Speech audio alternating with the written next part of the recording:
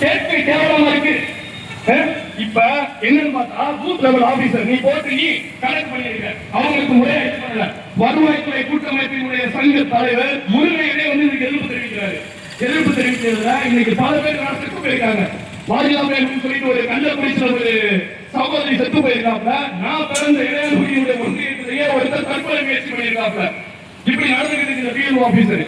இப்ப இந்த கூட்டம் எங்க அண்ணன், அதாவது நாம் தமிழர் கட்சியினுடைய சிவகங்கை சட்டமன்ற தொகுதியினுடைய அண்ணன் செந்தமிழன் சீமானுடைய முதன்மை தளபதியா இருக்கக்கூடிய மாநில ஒருங்கிணைப்பாளர் எங்க அண்ணன் ரமேஷ் இளைஞன், அவரையே நீ செத்துட்டேன்னு சொல்லிட்டாயா? செத்துட்டாருன்னு சொல்ற, இது எப்படி ஏத்துக்க முடியும்?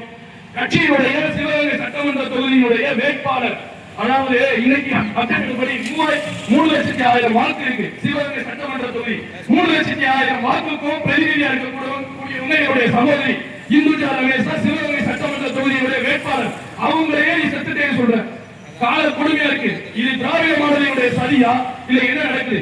இதை கேட்கறதுக்காக எங்களுடைய கட்சி உறவுகள் மற்றும் அண்ணன் மற்றும் சகோதரி எல்லாரும் போய் மாவட்ட ஆட்சியரை சந்திச்சு கேட்டா, மாவட்ட ஆட்சியர் என்ன சொல்லணும்? ஏன் வரி பணத்துல சம்பளம் வாங்கக்கூடிய அரசு ஊழியர் நீ மாவட்ட ஆட்சியர் தெரிஞ்சுக்கும். அம்மா பொறுப்புடைய அவர்களே, எங்களுடைய வரி பணத்துல சம்பளம் வாங்கக்கூடிய அரசு ஊழியர் நீங்க என்னுடைய கட்சிக்காரரை வாங்க உட்காருங்க என்ன நீங்க கேட்காம நிக்க வச்சுக்கிட்டு சொல்லுங்க சொல்லுங்க என்னை பேச விட மாட்டீங்களா, என்னை பேச விட மாட்டீங்களான்னு சொல்லி என் கட்சிக்கார உறவுகளை நீங்க அந்த அவமதிச்சு உங்களுக்கு வேணா ரிக்வெஸ்ட் கொடுத்துட்டு போங்க, நான் உடனே சரி பண்ணி கொடுக்குறேன், 17B ஆக்ஷன் எடுக்கிறேன், சஸ்பெண்ட் பண்ணுங்க. ஒரு பிஎல்ஓ சஸ்பெண்ட் பண்ணா இப்போ நான் என்ன கேட்கிறேன், நீங்க இது ஒரு சாமானிய பெண்ணுக்கு நடந்திருந்தா ஓகே, அவங்க கேட்கிறாங்க ரிக்வெஸ்ட் 3,00,000 வாக்காளர்களுடைய பிரதிநிதிய சகோதரி அவங்க கேட்கும் போது நீங்க கடந்து போக எப்படி முடியும்? எப்படி கடந்து போக முடியும்?